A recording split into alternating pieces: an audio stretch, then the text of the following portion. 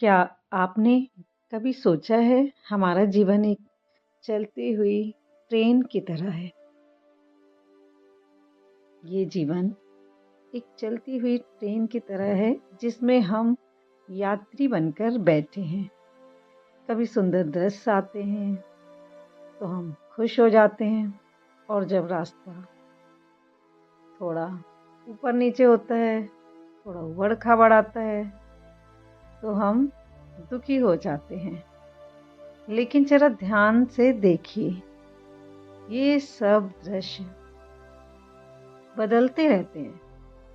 सुख दुख आते हैं, गुजर जाते हैं और एक समय जब ऐसा भी आता है जिसका समय आता है, वो जिसका स्टेशन आ जाता है, वो उतर जाता है और उसके साथ कोई नहीं उतरता, क्योंकि यहाँ सबको अकेले ही आना है और अकेले ही जाना है। ये हम सब जानते हैं। तो जो थोड़ा सा समय हमें मिला है उसे यूं ही हम व्यर्थ ना गंवाएं, व्यर्थ ना जाने दें।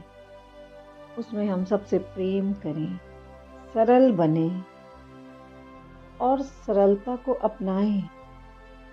किसी से कोई प्रतिस्पर्धा ना रखें, कुछ बातों को लेट गो करें, करना सीखें, क्योंकि जो दिखाई दे रहा है वो पूरी सच्चाई नहीं है। यह एक भ्रम की तरह है। सत्य तो भीतर छिपा है, लेकिन सत्य हमेशा एक ही होता है। जो सत्य है सबका, वो एक ही होता है, जो सबका एक जैसा होता है। झूठ अलग अलग हो सकता है, लेकिन सत्य कभी अलग अलग नहीं, एक होता है। जितना हो सके ज्ञान को धारण करें, क्योंकि परमात्मा का ज्ञान हमारे जीवन में अंधकार को मिटाकर हमें अपने सत्य से मिलवाता है। जहाँ भी हीरे मोती जैसे शब्द मिलें, अच्छी बातें मिलें, उन्हें अपनाते जाएं और कंकड़ पत्थर जैसी बातों को छोड़ते जाएं। ये जीवन बहुत अनमोल है, इसे यूं ही ना गंवाएं। सही गलत की उलझन में पड़ने के बजाय